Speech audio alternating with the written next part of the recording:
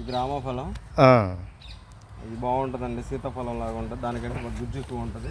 Okay okay. Cancer కూడా ఉపయోగపడుతుంది, లక్షణాఫలం అని. ఓకేనండి. ఈ సీతాఫలంలోనే ఈ ఒక రకం అండి. ఓకే. యాపిల్ మ్యాంగో ఉంది. Apple mango.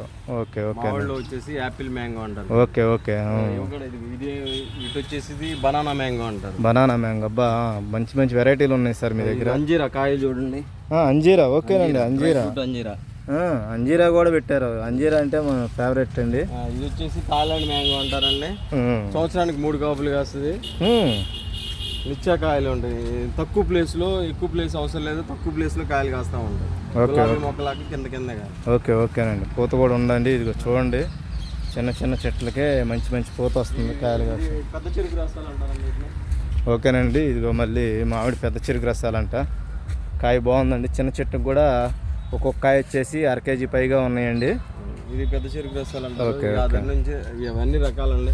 ఓకే. చిన్న రసాలు, పెద్ద రసాలు, చెరుకు రసాలు అలాంటివి.